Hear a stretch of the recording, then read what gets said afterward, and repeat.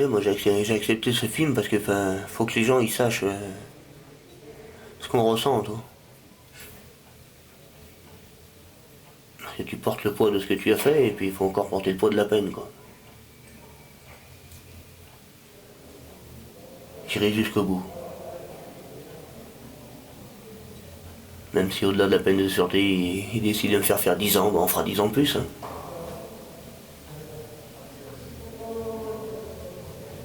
Mais tôt ou tard, on remettra un pied dehors.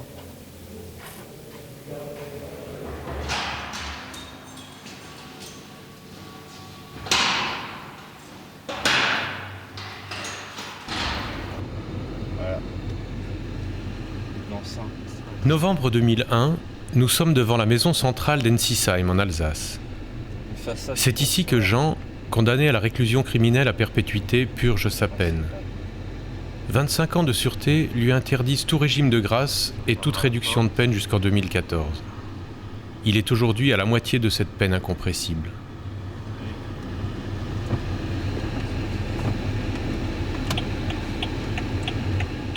Vincent travaille dans l'informatique. Il a rencontré Jean en 1989, alors que celui-ci était incarcéré en maison d'arrêt. Jean cherchait une personne de l'extérieur avec qui correspondre. Vincent a accepté. De lettre en lettre, de rencontre en rencontre, une relation suivie s'est créée. Pendant 12 ans, Vincent s'est trouvé placé au cœur des questions humaines posées par la durée de l'emprisonnement.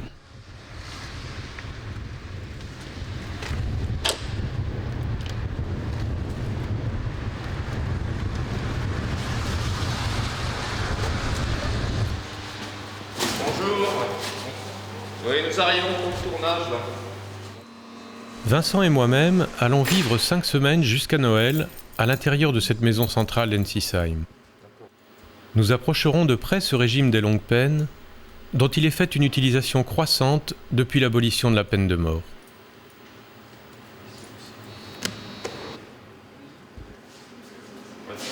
Une autorisation de tournage nous est délivrée par le ministère de la Justice, sous la réserve expresse du strict respect de l'anonymat physique et patronymique des détenus, et que les faits qui ont conduit à leur incarcération ne soient pas évoqués.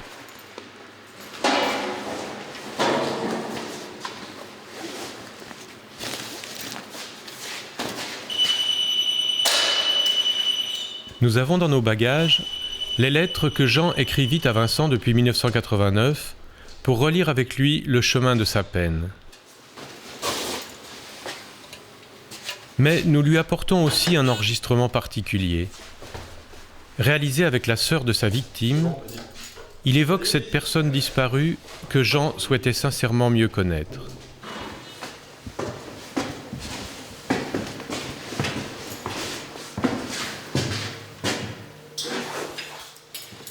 Depuis plusieurs mois, Jean se prépare à ce tournage.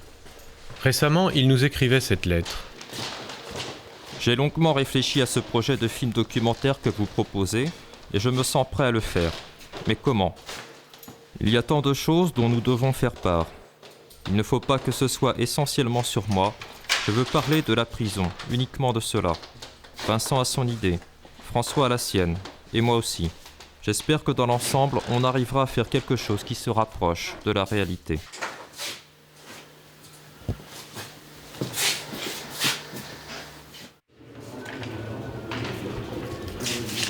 Le régime pénitentiaire de la centrale d'Ensisheim se caractérise par son aspect sécuritaire.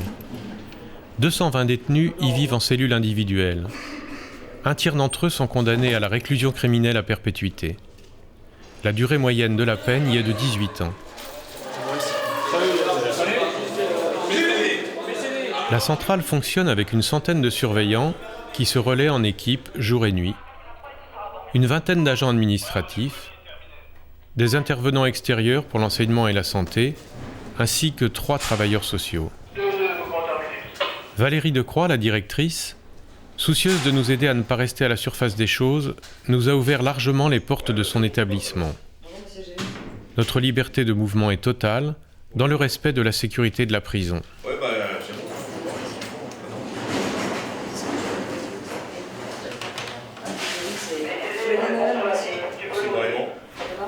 On en a une vingtaine qui sont détenus pour meurtre, assassinat, mais sur mineurs de 15 ans.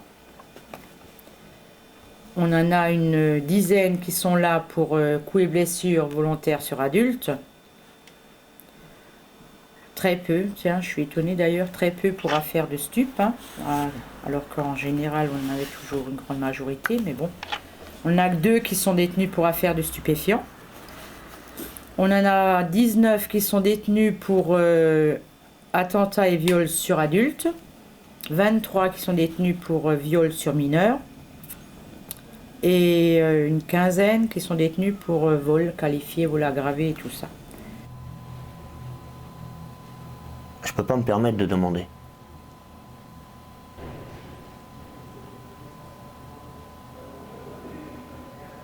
Si tu demandes pas un pardon, le pardon il vient de lui-même ou il vient pas. Remarque, je demande pas le pardon, je demande pas l'excuse non plus.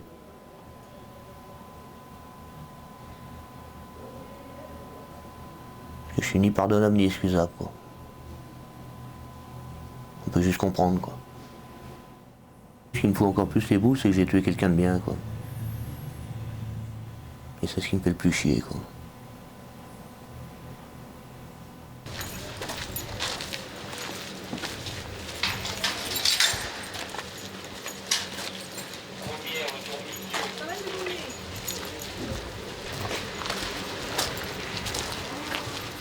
Pendant 4 années, de la maison d'arrêt jusqu'à Fresnes, l'échange de courrier entre Jean et Vincent rythmait les mois. Mais en 1993, suite à son transfert à cette maison centrale, Jean cessa de correspondre. Pourquoi ? Tout est là ? Oui, tout est là, ouais. J'ai pas écrit plus que ça, moi. Ah, putain. Au départ, c'était une lettre tous les 15 jours, 3 semaines. Enfin, il y avait par retour de courrier. Donc, l'échange, ça correspond à peu près à une lettre toutes les 3 semaines. Et puis, arrivé ici, Ouais. Non, puis c'est pas que j'ai pas envie d'écrire ou quoi que ce soit, c'est que j'ai plus grand chose à dire, quoi.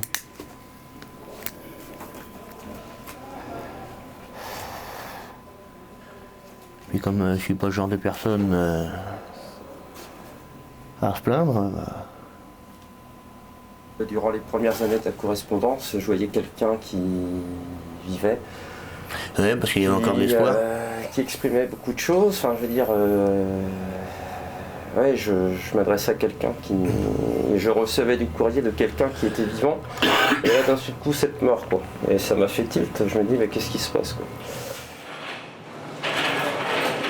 Ça, c'est les arrivants, ça. Vous vous rappelez le jour où vous êtes arrivé ici? Ouais, je crois que c'était le 2 juillet. Si je me trompe pas, le 2 juillet. Avec... Qu'est-ce qu'on pense dans sa tête quand on arrive? Ici, là, putain, un petit choc quand même. Hein. Un petit choc parce qu'on voit cet endroit vétuste, alors qu'on est en l'an 2000. Hein. On est en 2001. Et quand on voit cet endroit vétuste et tout, j'ai reçu un choc, j'ai vu le couloir. Le couloir de la mort, un truc comme ça. Un style Fresnes, mais Fresnes, on sait que c'est du provisoire, on connaît un peu la vie de Fresnes. Mais arrivé ici, un design impressionnant avec ces vieilles portes là. Moi j'ai connu ces prisons là dans les années 70. Bah, j'étais en prison en 76. C'est là que j'ai connu ces endroits là. Comment ça sortit? Non, on peut pas. C'est pas une chose qu'on imagine dans les médias. Ça c'est une prise de tête ça. Hein. On perd les cheveux, on a les cheveux gris tout de suite là. Quand on sait à sa sortie, on y pense. Non, quand tu arrives ici, tu sais que l'espoir il est coupé, quoi.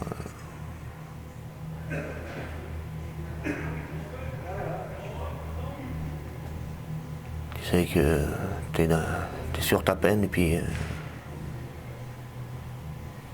faut attendre. Et le temps passe pas vite, quoi. Quoi que tu fasses, les heures ça s'égrène lentement, quoi. Encore la journée ça va, il y a du bruit et tout, ça vit un peu, quoi. Mais le pire c'est la nuit, quoi. Il y a une question qui me reste, c'est ça, qu'est-ce que faire justice? Qu'est-ce que faire justice à un homme qui a commis un jour des faits qu'on condamne, bien sûr, et que je condamne? Et voilà, la vie continue. La vie continue. Oui, mais justement, c'est là qu'il faut trouver une raison de vivre.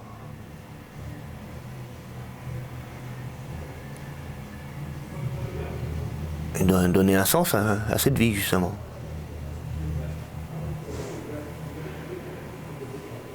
Moi, je vis pour la personne que j'ai tuée. Je vis un moment, je me serais arrêté là. Hein. J'ai essayé d'ailleurs. Hein. Et quand la mort veut pas de toi, bon, tu te fais une raison. Hein. Tu te dis autant essayer de continuer, quoi. Hein. De toute façon, essayer, non. Et continuer tout court. Hein. Et là, d'après la lettre qu'on vient de lire, on a l'impression que, comment dire, même les émotions étaient mortes en toi, quoi. Ah ouais, parce que t'as rien qui te rattache à avoir des émotions. Parce que la prison, c'est un monde violent. Hein. Si c'est pas physique, c'est psychologique. Hein. Et pour résister à tout ça, faut que tu fasses abstraction à pas mal de choses. Hein. Tu perds ta sensibilité. Hein. Déjà que j'en avais pas beaucoup, donc ça n'a pas fait...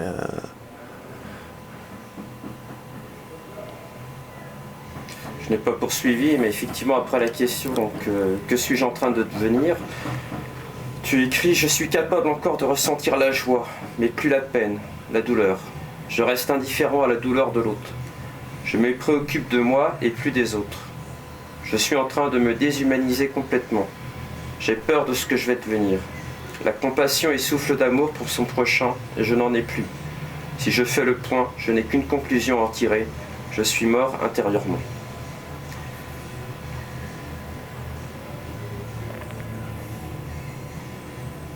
Ici, il n'y a plus qu'une seule et unique saison, l'hiver, la seule saison où il fait froid dans les cœurs.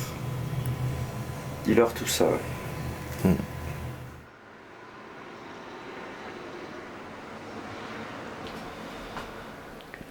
Je pense qu'à un moment, on se sent un peu détenu. Hein. On n'est pas enfermé 24 heures sur 24, mais bon, il y a quand même on se sent quand même enfermé un peu. Bon, là, il y a la grosse différence, c'est que nous, on a les clés et qu'on passe les portes. Tandis que le détenu, lui, il passe les portes uniquement si on les ouvre, bien sûr. Mais bon, il faut effectivement, sans faire de plaindre un détenu, le pauvre détenu, il faut se mettre à la place de quelqu'un qui va être enfermé dans des longues peines sur 20 ans, 15 ans, 20 ans, et puis se dire, bon, aujourd'hui j'ai tel âge, pendant 15 ans je ne verrai plus le jour, quoi. Comme dit, on en revient toujours à ça, hein. Un gars qui est enfermé, il n'est pas forcé, il n'y a pas de quoi être calme, quoi. Maintenant sont calmes ceux qui assument leur peine, hein, qui acceptent pourquoi ils sont là quand même. Et ça c'est peut-être le plus difficile pour eux, accepter pourquoi je suis là. Maintenant, est-ce qu'ils se posent la question? On en discute rarement. Hein.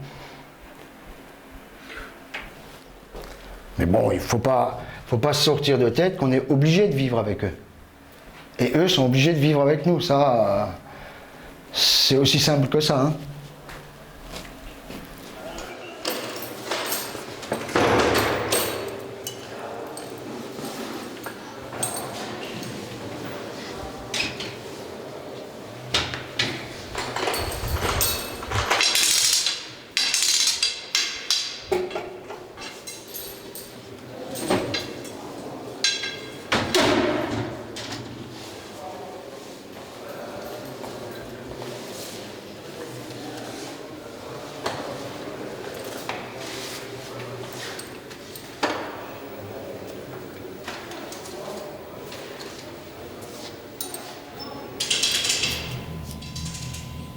Parfois, je me demande si j'existe vraiment.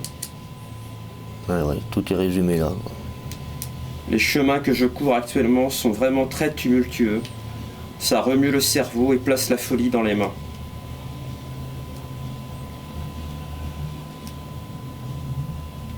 Et finalement, avec le temps... Bah oui. Parce que t'es coincé entre le passé et l'avenir. Le présent, il existe, mais il n'est pas vraiment défini, quoi. Les journées sont les mêmes, tu fais relativement la même chose de jour en jour. Seulement, il n'y a que les horaires qui changent, quoi. T'as beau essayer de casser la routine, tu y reviens systématiquement, quoi.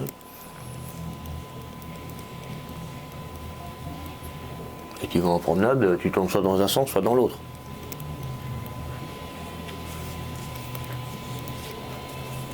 Et pour tout, c'est comme ça, pour tout.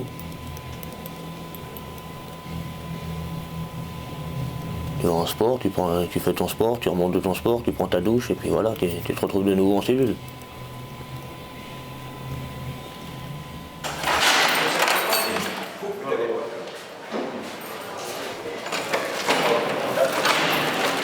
Nous sommes dans le plus grand étage de l'établissement. Jean y a sa cellule parmi 60 autres. Cette coursive devient pour nous une base pour la durée de notre tournage. Tour à tour serveur, balayeur, Jean fait partie de ces détenus classés par l'administration au service général. En maison centrale, chaque détenu mange seul en cellule. La sécurité de l'étage est assurée par un seul surveillant, aidé pour certaines tâches, ouverture des portes, repas, fouilles, par un voire deux de ses collègues. Vous fermez là, en même temps vous contrôlez bien que c'est la bonne personne qui se trouve dans la cellule. On est bien d'accord. Là c'est quand même important parce que toute la journée ils se sont baladés là dans cet étage-là. Bah oui, vous allez planer un peu au début. Hein. La sécurité est la préoccupation première d'une maison centrale. Depuis quelques années, le renouvellement du personnel y est important et pose des problèmes de transmission du savoir. Ces surveillants viennent de sortir de l'École nationale de l'administration pénitentiaire. Ils ne feront souvent que passer quelques mois en Alsace. Les effectifs sont de plus en plus jeunes et enregistrent une féminisation importante. Vous contrôlez votre effectif et vous contrôlez la présence des gens dans les cellules. Parce que sinon, et en plus à 13h ici, moi je vous conseille fortement, après vous faites ce que vous voulez, quand vous arrivez dans votre étage, de recontrôler votre effectif. Je vous demande pour l'instant de vous calmer, premièrement, parce que j'aime pas... C'est pas une question de calmer, je vous dis, je suis malade, faites-moi avoir une infirmière. Vous verrez une infirmière cet après-midi. Mais si je suis malade maintenant, je vous dis. Cet après-midi, vous serez vu cet après-midi. Je vous ai donné une réponse. Non, c'est pas qu'on en a rien à branler, c'est que vous... Non, c'est pas qu'on en a... Tu dis que tu es malade, tu demandes à l'infirmerie, le mec te dit je te reçois pas. Écoutez, maintenant, vous allez en cellule et puis on verra le problème cet après-midi. Et on vous donnera une réponse cet après-midi. Je suis pas besoin de la réponse, c'est maintenant je suis malade, c'est pas cet après-midi, je suis malade, c'est maintenant. La réponse, je vous ai donné une réponse, c'est cet après-midi. Vous n'êtes pas médecin, faites pas monter à l'infirmerie. Alors, ça peut être le déclenchement d'un incident. Ça peut finir, qui me rentre dedans, visiblement, physiquement, il peut me rentrer dedans. Quelles insultes? Mais justement, vous dites, les agents et 2 témoins ont dit que vous avez traité de fils de pute. Je voulais quand même vous le lire dans l'énervement. J'ai dit non, je suis pas ta pute, mais j'ai pas dit fils de pute. C'est bon, mais c'est la même chose. Je veux dire, non, le fait que vous menaciez, c'est la même infraction. Ça rentre dans la même catégorie. Premier donc, degré, c'est du 2e degré, ça. 2e degré? Ouais. Moi, je crois que c'était 1er degré. Non. Le fait de l'avoir touché, poussé, c'est du 1er degré. C'est ça. Alors la commission de discipline jugera. Quand est-ce que c'est? On verra. C'est pas encore décidé. C'est pas encore décidé. Je dis souvent à des jeunes collègues, si ça vous démange par exemple de taper sur les détenus, faites CRS. Hein. C'est un métier de CRS. Maintenant, si vous voulez faire assistante sociale et les plaindre et dire que c'est pas de leur faute, essayez de faire éducateur ou assistante sociale. Hein. Vous êtes entre les deux. On est toujours aux avant-postes, puisqu'en fin de compte, le détenu il vit toute la journée avec nous. Valérie Decroix est en France la seule femme directrice de maison centrale. Elle est assistée dans cette fonction par 2 directrices adjointes. C'est sous sa responsabilité que va se tenir ce soir la commission de discipline. Maintenant, quand on dit pousser, c'est pas pousser, c'est j'ai mis la main sur lui pour voir qu'il s'approche de moi, c'est tout. D'accord. Merde, les autres collègues étaient là. Et puis il n'y a pas besoin de surveillant pour me calmer, j'étais très calme, j'étais un peu énervé, mais disons que je sais me contrôler. Et les moments quand tout monde, c'est plus impressionnant, quoi. Là, on a une discussion qui est courtoise en ce moment, mais il y a des moments quand on est je veux dire, soit sous un énervement particulier ou autre, la démonstration, elle peut être parfois plus violente que quelquefois même on puisse en avoir conscience. Hein. Vous voyez non, je sais ce que je faisais, et Et je savais qu'il y avait des limites. Je suis pas bête non plus. Vous voyez ce que je veux dire? Si le surveillant il annonce cette arme, à mon avis il se trompe pas. Si tous les trois annoncent cette arme, il se trompe pas. Vous savez comment que ça marche, J'ai agressé un surveillant, ou même j'ai mal parlé à un surveillant, s'il y a un autre surveillant qui est là, il va pas aller contre son surveillant, c'est comme ça. Vous savez comment que ça marche? Vous m'avez pas convaincu. Vous m'avez pas donné l'argument. C'est la vérité, pourtant je suis pas un menteur, je suis pas un menteur. Vous pouvez demander à n'importe qui, je suis pas un menteur, je me mise pas à mentir comme ça dans le vent. Je sais ce qui s'est passé, maintenant c'est ma parole. Si ce que je dis ne vous plaît pas, bon voilà, c'est tout, c'est comme ça, c'est vous qui décidez, c'est pas moi. Ça me plaît pas, c'est que j'arrive pas à être convaincu. Votre version correspond pas à celle des surveillants. Des surveillants, oui. Bien sûr, ouais. Donc il y a un problème, il y en a au moins un qui ment. Ah ouais, c'est pas moi. Un ou trois. Ouais, c'est pas moi. Honnêtement, c'est pas moi. J'ai rien à perdre, la preuve, c'est que j'ai reconnu le fait que je la vois. Que je me menaçais et que je m'étais embrouillé avec. Donc quitte à mentir, autant mentir du début jusqu'à la fin. Le surveillant, il a fait ce qu'il a fait, c'est tout, pour un stop, ça s'arrête là. Je parle plus, il me parle plus. Ça se passe comme ça maintenant. Mais vous savez qu'un jour ou l'autre, vous pouvez avoir besoin de lui. Non. Je veux même pas qu'il me dise bonjour. Mais imaginez qu'il est à l'étage et que vous ayez besoin un jour à 7h30 de sortir de la cellule. Non, je demanderai rien. Honnêtement, je demanderai rien. C'est monsieur, on ne sait jamais de qui on a besoin. Non, c'est pas ça. La commission prend en compte qu'il s'agit du premier incident disciplinaire donc de l'intéressé à l'établissement. Et pour cette raison, donc la commission vous donne 15 jours de cellule disciplinaire avec sursis, donc sursis prononcé pendant 6 mois. D'accord. Je vous demande que ça, madame la juge. D'accord, je vais regarder. Hein. Je vous dis pas oui. La juge d'application des peines est un personnage important de la prison. Elle suit le déroulement des peines et accorde ou refuse la libération conditionnelle ou les permissions de sortie. Si la prison ferait du bien, on le saurait aussi. D'accord? Il n'y aurait pas autant de prisons, il n'y aurait pas, etc. C'est tout du cinéma, Karim. C'est des pipos, c'est tout du pipeau. C'est du pipeau, ils n'en ont rien à foutre. Et dans la carotte aujourd'hui. Et dans la carotte. Tu sais ramper, tu t'en sors. Tu sais mettre le tutu, tu t'en sors. Tu refuses, tu t'en sors pas. Je suis libérable en 2005 et non pas en 2007. Avec cette manipulation administrative, je me retrouve libérable en 2007 alors que je suis libérable en 2005. Donc automatiquement, ça décale ma libération conditionnelle. Et vous avez gagné 1 an et demi à me décaler comme ça. Alors la prochaine fois, ça va être encore 1 an et demi. Alors dites-moi carrément, il n'y a pas de liberté conditionnelle. Dites-moi, il n'y a rien. C'est mieux, madame. Dites-moi, il n'y a rien. C'est pas la peine de me promener. Je vous dis pas, il n'y a rien. Je vous dis que vous avez fait une demande fin novembre, début décembre, oui. Et que dans les 6 mois, vous serez fixé, on vous répondra. Ma demande, je l'ai faite à Moulins, madame. De libération conditionnelle. Si vous lisez mon dossier, ma demande de libération conditionnelle, je l'ai faite à Moulins. Je ne peux pas vous dire plus, monsieur. J'ai fait ma demande de liberté conditionnelle à Moulins, on m'a transféré à Fresnes et de Fresnes, on m'a jeté ici. Avec une manipulation qui a consisté à me rajouter 2 ans. Voilà ce que je vois, voilà ce qui est concret pour moi. Le reste, c'est de la philosophie, c'est de la poésie pour moi. La moitié de notre vie, on la passe là. Hein.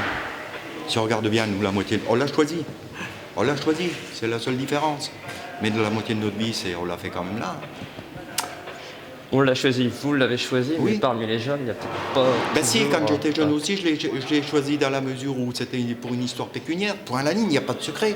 Tous les jeunes qui rentrent chez nous, c'est pour une histoire pécuniaire. Tous les anciens qui sont rentrés à l'époque de ma génération, c'est pour une histoire pécuniaire. C'est pas pour une vocation de rentrer comme surveillant. Non. Non. Au départ, c'est une histoire pécuniaire. Et après, tout se greffe dessus. Voilà. Je le dis. Hein.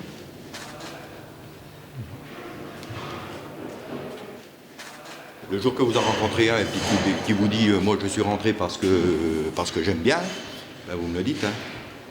Vous me le montrez. Hein. Vous me le montrez. Non, au départ, non. Après, ça vient. Eh ouais. Vous, ça fait longtemps que vous êtes là? Ça va bientôt faire 12 ans en plein. Oh, on parle comme les détenus. Hein. Bon, on est en semi-liberté. 100 000 de peine. Encore 18 ans, mais j'ai fini. Qu'est-ce que tu penses de toutes ces lettres que tu as écrites? T'es content de les avoir écrites? Bien sûr. Parce que là, maintenant, quand je les relis, je vois par où je suis passé, quoi. Hein.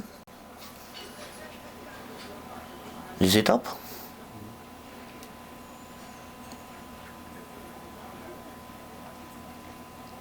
Ça, comment dire... ça me prouve à moi-même que j'ai ouvert les yeux tout doucement, quoi. Bon, c'est un petit peu dommage qu'il a fallu que je passe par ici, du moins par ici, par tout ça, pour y arriver, quoi. Mais disons que si on m'avait expliqué un peu plus les choses quand j'étais tout gamin, ça aurait été différent aussi. Je dis pas maintenant que c'est de leur faute, bien au contraire. Mais disons que ça n'a pas fait non plus pour arranger les choses, quoi. m'a pas appris les choses qu'on doit apprendre. Il y a certaines choses qui ont fait, qui m'ont été dites, sur le fait de ma naissance d'ailleurs. Hein, tu vois où je veux en venir, hein? C'est pas des choses qu'on dit quand même. Hein. Même si un enfant n'est pas désiré, on l'accepte comme il est. Hein. On l'élève quand même avec les autres. Hein. Bon, j'ai été élevé avec les autres, mais pas comme les autres. Pas comme les autres. Il y a eu dialogue avec les autres, il n'y a pas eu dialogue avec moi. Hein. Aujourd'hui, j'ai énormément de mal à m'exprimer parce qu'on ne m'a jamais habitué à m'exprimer, il n'y a jamais eu de dialogue. Si, avec le bâton. C'était une grosse histoire d'amour entre nous. Entre qui et qui? Entre le bâton et moi. Parce qu'il me sautait dessus pratiquement tous les jours. Hein.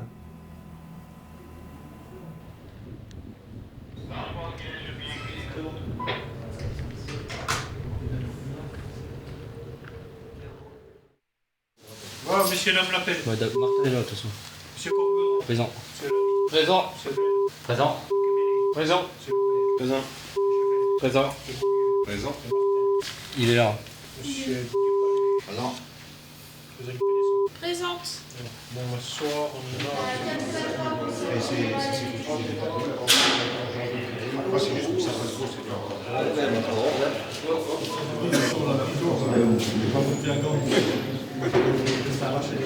La centrale d'Ensisheim offre des possibilités de travail aux détenus. La moitié d'entre eux y trouvent un emploi en atelier. En général peu qualifiés, ces emplois sont concédés par des entreprises extérieures. Bien que modeste, un salaire est versé aux détenus. Un pécule est prélevé pour les parties civiles, les victimes, un autre pour leur libération. Le reste permet de cantiner, c'est-à-dire d'améliorer l'ordinaire des repas, de s'acheter des objets personnels comme du matériel hi-fi ou informatique, ou encore de payer la location d'un poste de télévision. Jimmy vient de purger 14 ans de prison. Cependant, il va sortir dans quelques jours en libération conditionnelle.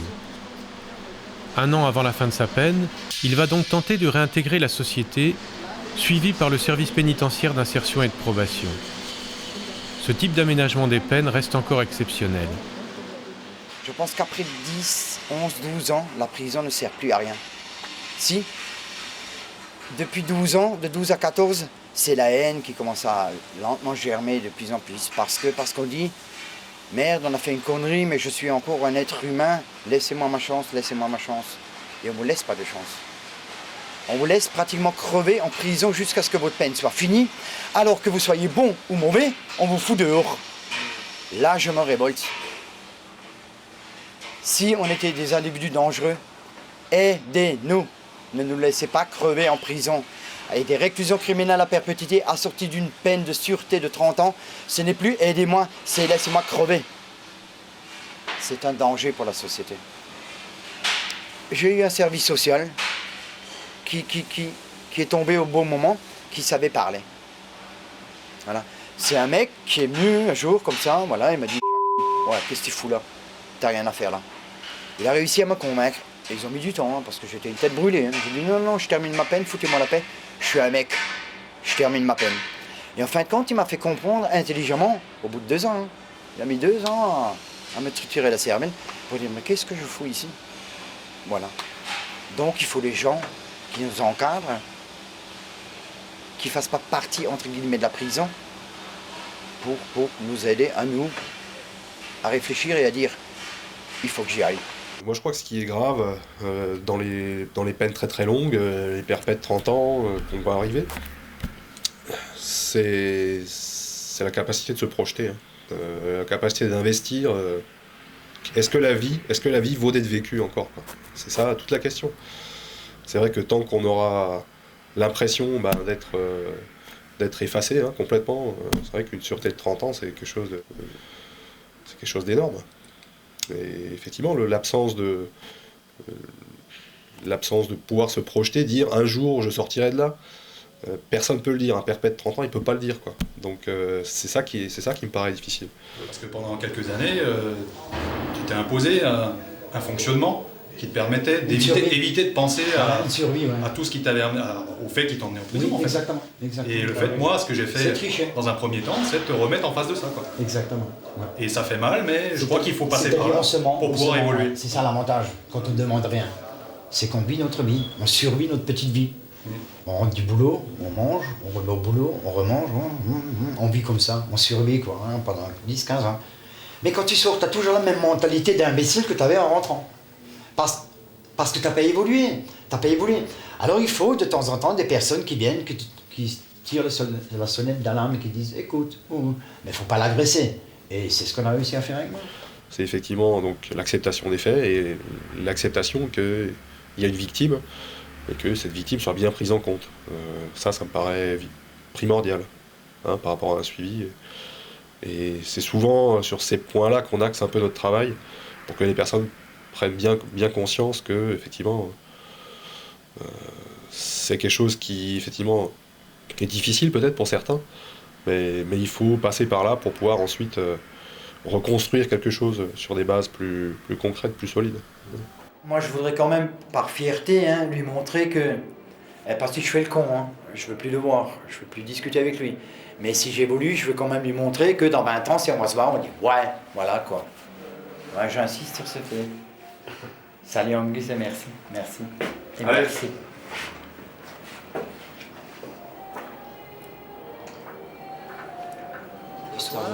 Le soir, ce qui me fait mettre en état d'apaisement pour 1 heure, c'est...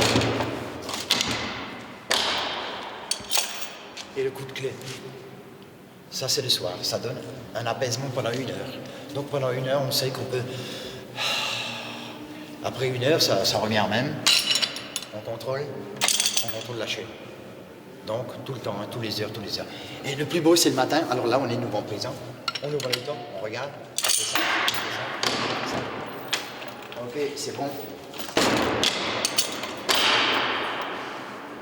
Je suis fini. J'en peux plus. J'ai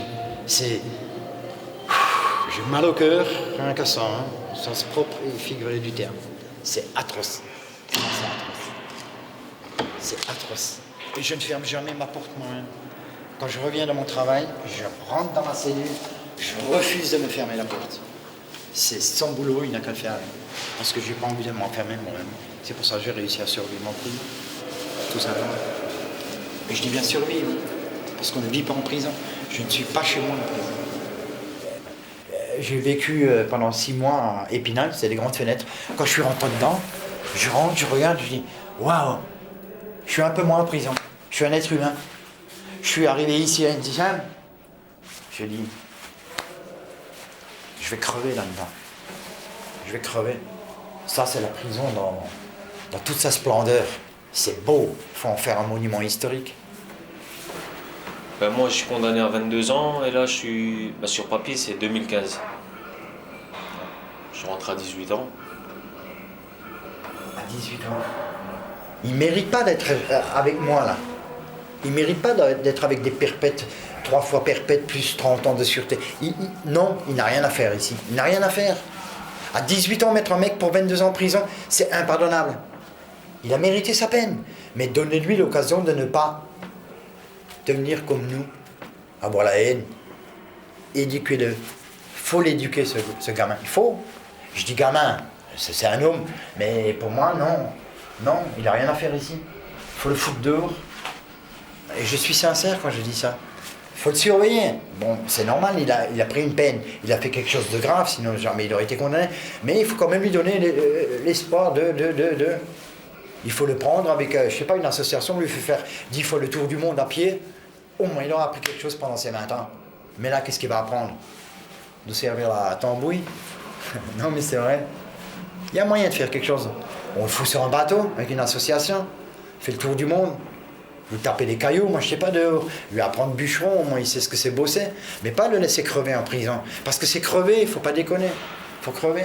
Je sais pas combien il me faudra d'années pour enlever cette haine. Parce que j'ai de la haine. Pas pour ma peine. Pour le système de la peine. C'est ça qui est pas bon.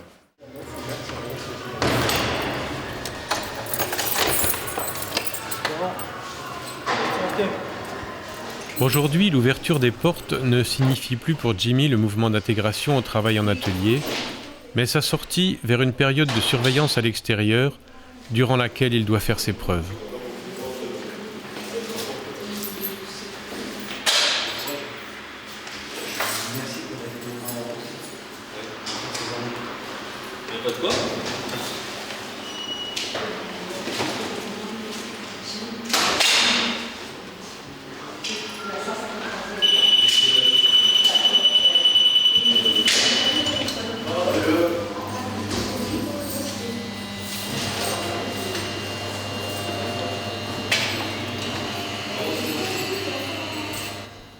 Maintenant, il faut aussi laisser une porte ouverte à ce détenu. On n'a jamais enfermé des gens à vie. Autrefois, les perpètes faisaient 16 ans, au maxi, bien sûr. Maintenant, les peines se rallongent. Alors effectivement, ils ont la télé, ils ont un tas de choses, mais les peines sont de plus en plus longues. Maintenant, qu'est-ce qui était plus humain, la prison dure et courte, ou la prison longue et pseudo-humaine ?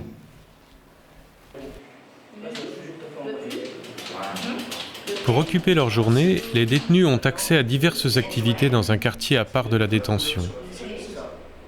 Jean pourrait y suivre des cours ou aller à la bibliothèque. Il s'était d'ailleurs inscrit à ce type d'activité lorsqu'il était en centre de détention. Ici, il préfère s'investir dans le sport, qu'il pratique presque toujours avec les mêmes co-détenus.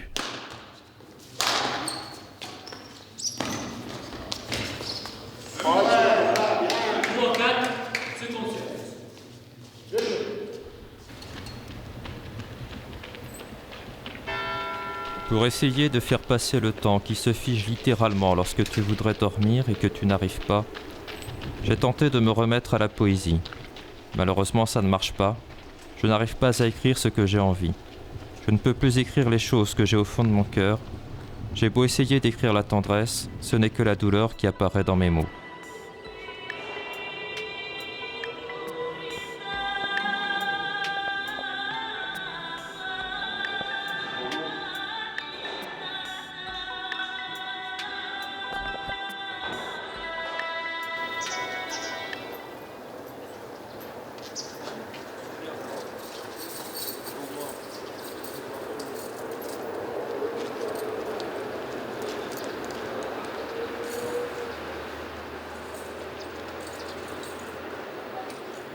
Vous êtes ici, vous allez rejoindre une cellule en détention, cellule individuelle, je ne sais pas où vous étiez avant, ou comment c'était. Pareil.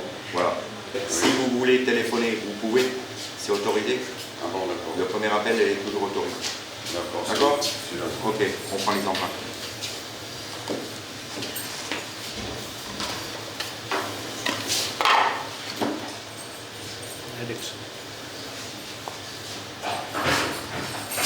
La centrale d'Ensisheim ne possède pas de lieu d'accueil pour les détenus transférés. La prise d'écrou qui enregistre les nouveaux arrivants, ainsi que la fouille dont ils sont l'objet, se passe dans la petite salle de la commission de discipline.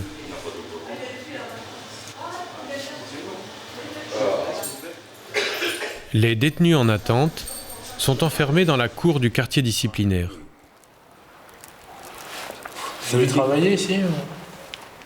Ça dépend du médecin, c'est le médecin qui peut le dire parce que là, pour l'instant j'étais interrompu. Ah d'accord. Oui, pour raison médicale.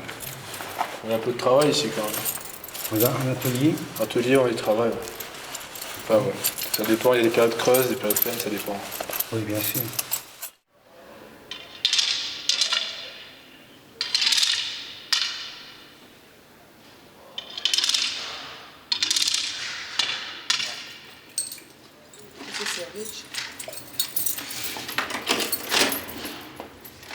Bonjour, ça va? Chaudement chez vous, hein? J'ai dit chaudement chez vous. C'est froid dehors, hein? Bon après-midi, au revoir.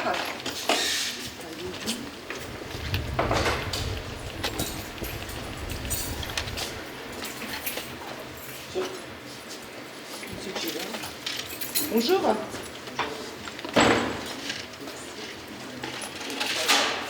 On dit toujours que les détenus consomment beaucoup de tranquillisants, c'est vrai ou c'est pas vrai? Je préférais que vous vous adressiez au médecin pour ça, en fait. On n'a pas à juger s'ils en consomment beaucoup, quoi. Ouais. Bon, ça peut se concevoir, effectivement, vu qu'ils sont en détention, hein, c'est pas évident. Mais... Ah, pour Yegi? Moi, je transmets, ouais, c'est bon, je veux bien. Merci. Même lorsque déchaînée elle s'abat sur les rochers, sa musique n'en est que plus douce. Quel spectacle magnifique quand les vagues explosent en millions de gouttes et forment ainsi des gerbes blanches qui montent au ciel, puis redescendent finir leur course folle en courant sur le sable fin. Ouais. Spectacle féerique. Regarde mon pote Cachao, tu connais pas mon pote Cachao? Regarde dans quel état il le laisse. Pour montrer une réalité. Pour montrer une réalité. Parce qu'ils disent tous, en prison, tout le monde a ce qu'il faut. Le ministère, ils ont tout ce qu'il faut. Oui, mais quand tu as l'argent, quand tu as de l'argent, tu as tout quand tu as de l'argent. Mais quand t'as rien, t'as rien. C'est clair. Il n'a même pas la télé. Je ne compte pas les jours, même le calendrier, je le laisse. On regarde, il y a encore le calendrier d'octobre, là il y a décembre, là il y a janvier. Je ne regarde pas l'heure, je ne regarde rien. Je m'entraîne aux arts martiaux. Et le reste, bah tiens, je te fais une démonstration.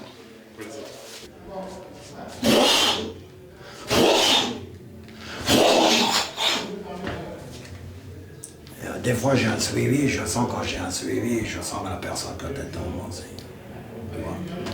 Donc je pourrais faire des choses comme ça. Je m'entraîne en arts martiaux, je m'entraîne à beaucoup de choses. En guitare, un peu en musique, et je me défoule comme ça. Vous croyez que c'est de la réinsertion de laisser un gars dans un état pareil, dans une cellule pareille? Il veut pas, il n'a pas la volonté, il n'entend pas, il veut pas. Mais ce gars, un gars qui est perdu, comme ça, qui a besoin de quelqu'un qui l'entoure et tout, ils doivent s'occuper de lui. Comment ça? Moi, si demain ils trouvent un bout de shit dans ma cellule, ils vont s'occuper de moi, vous inquiétez pas. Ils vont s'occuper de moi comme vous avez jamais vu comme qui s'occupe de quelqu'un. Là, ils vont s'occuper de moi, là. Alors là, il n'y a pas de problème, hein. Du début à la fin.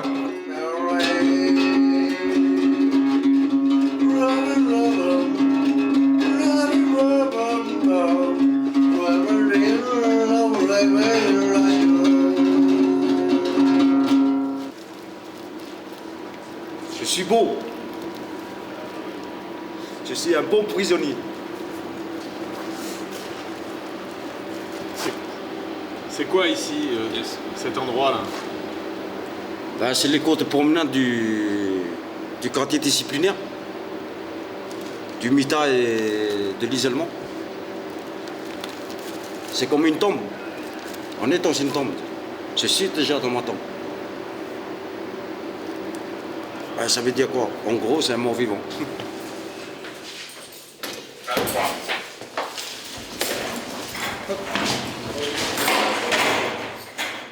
À la centrale d'Ensisheim, le quartier disciplinaire est situé loin du reste de la détention, entre les ateliers et la chaufferie de l'établissement.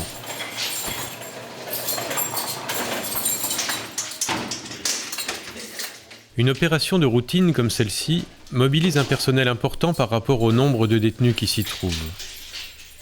Elle nécessite la présence d'un gradé qui seul possède les clés des cellules. Lors de l'un de nos repérages, ce premier surveillant y a été agressé par un détenu. J'ai ouvert la porte à un détenu. Je lui ai dit bonsoir, venez prendre votre repas. Et puis, pour le laisser passer pour prendre son repas, je me suis effacé, je me suis mis de côté comme ça. Et puis, donc, il est venu. Et il avait quelque chose à la main, je pensais qu'il allait le jeter à la poubelle. Quand j'ai regardé ce que c'était, il m'a envoyé de l'huile bouillante au visage. Depuis ce jour-là, il est devenu ingérable, parce qu'il a réagressé à 3 autres reprises. Dans une autre... Dans 2 autres prisons, il a agressé encore. Et je sais pas, il est dans une spirale infernale. Là. C'est devenu un fauve. Malheureusement, oui, c'est devenu un fauve. Non.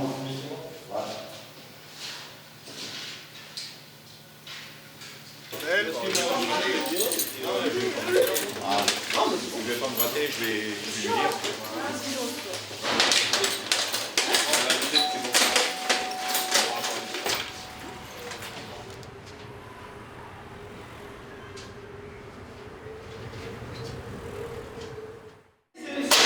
Le matin, je m'occupe du courrier qui arrive, l'après-midi, je m'occupe du courrier qui part. Ah bah maintenant, c'est encore la compta. Salut. Ça va? Pas beaucoup de courrier? Oh purée, mais là, impeccable. En dehors du courrier et du téléphone dont l'utilisation est très réglementée, le seul lien des détenus avec l'extérieur est le parloir. Je descends à 2h30. Oui, bah c'est bon. À l'approche des fêtes de Noël, l'affluence augmente, mais 30% seulement des détenus reçoivent régulièrement des visites. C'est là que depuis 1993, Vincent est venu rencontrer Jean 2 fois par an, le temps d'un week-end.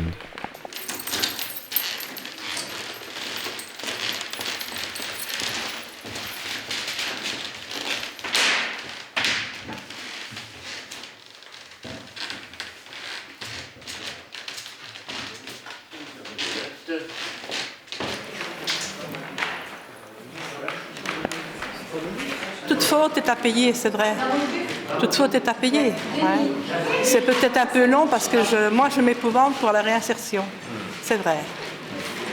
Ouais. Pour mon fils, l'avenir après, c'est pas évident. C'est tout. Mais bon, toute faute est à payer.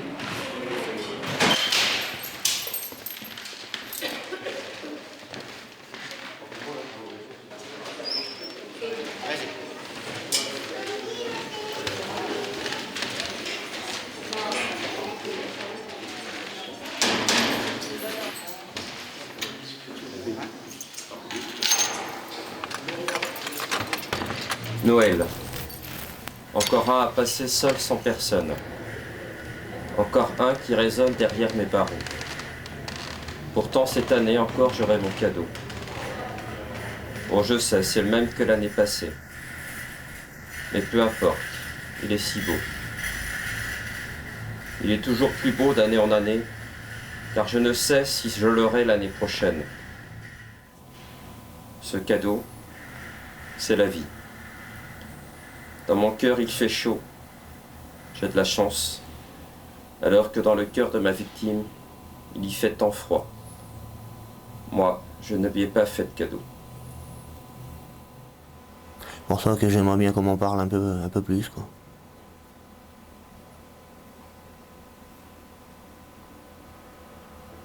De ta victime? Ouais.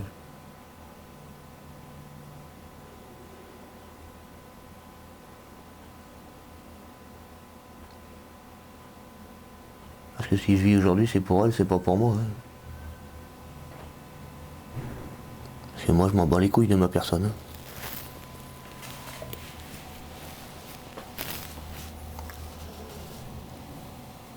Hein. C'est un cas de conscience personnelle, quoi. Nous allons maintenant remettre à Jean l'enregistrement d'une conversation avec la sœur et le beau-frère de sa victime, dont nous avons fait la connaissance de façon tout à fait inattendue lors de la préparation du film. Donc voilà Jean désire l'écouter seul. Nous avons fait avec la famille de la victime, à ta demande. Donc on te le remet, tu l'écoutes tranquillement, tu utilises la caméra comme tu veux, tu peux l'arrêter, la remettre en route et puis... comme je vais pouvoir surtout. À demain. Elle est là pour la nuit, ouais. Demain. Allez, messieurs, bonne soirée.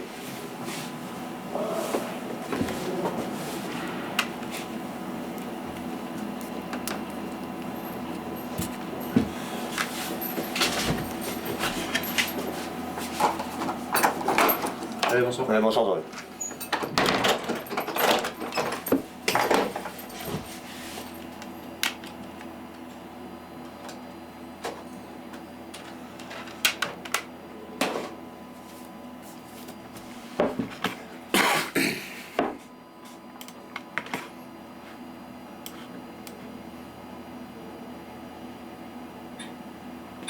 Elle était ouverte à tous.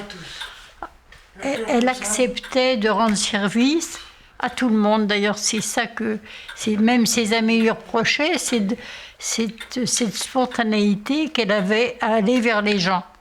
Elle s'occupait des buveurs guéris. Et alors, donc, elle était appelée souvent à aller dans les foyers où il y avait donc un malade ou une malade. Déjà là, ses amis lui disaient « Fais attention », elle y allait. Prends des précautions. Elle ne se posait pas de questions. Je voyais un clochard et... On lui demandait quelque chose, c'était oui tout de suite. Elle avait un côté artiste, elle était musicienne. Et puis elle était spontanée, elle était une femme tout en rondeur. Et comment dirais-je, belle fille, belle femme. Vous pouvez pas imaginer qu'une fille comme ça termine... les crimes, c'est toujours pour les autres. Enfin, c'est toujours... On n'était pas concernés, mais là, on a été vraiment plongé dans un drame. On n'y était pas préparé, sûrement pas, et encore moins. Hein. C'est inimaginable qu'on ne voit pas pire dans les films d'horreur. On ne voit pas pire. Hein. J'ai encore des phrases...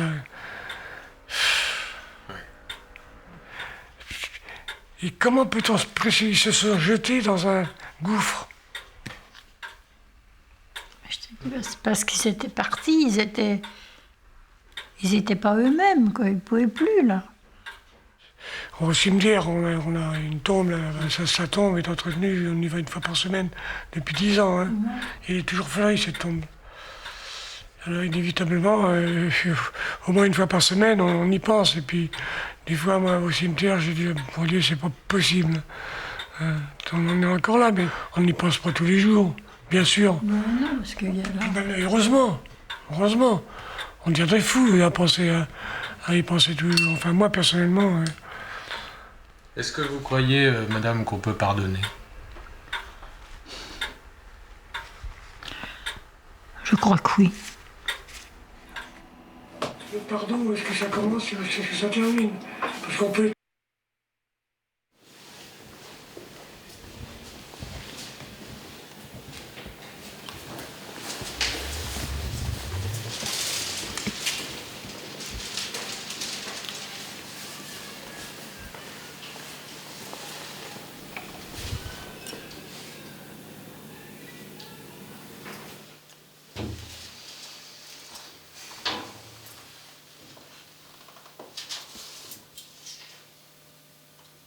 Bah, je l'ai mis en boucle et puis voilà. Hein. Tu l'as écouté plusieurs fois? Ouais.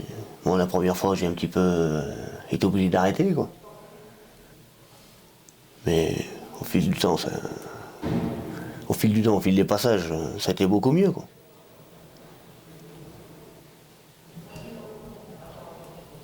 Puis je m'attendais surtout pas à ce qui est dit, quoi.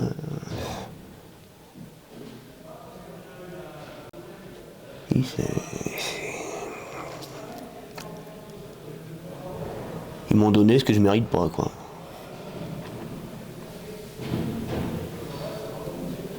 C'est toi qui dis ça? Bah non, quelque part je le mérite pas. Faut être lucide, hein.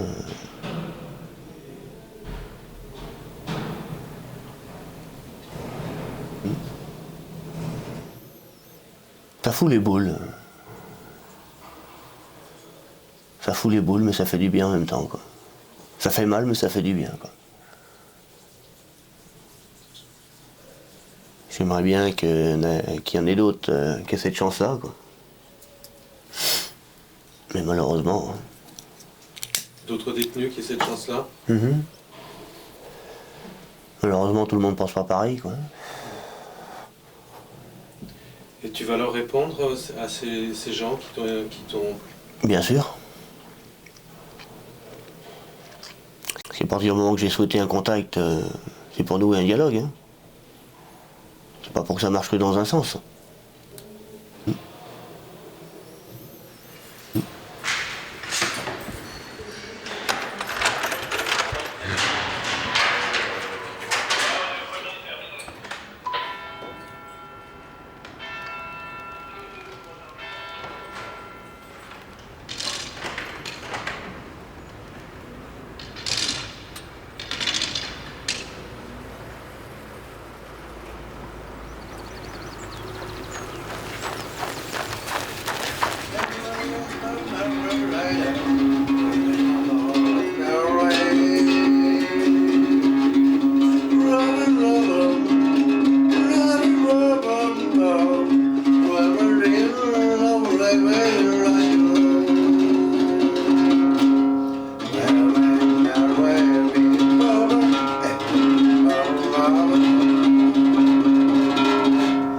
Ouais, ouais, ouais.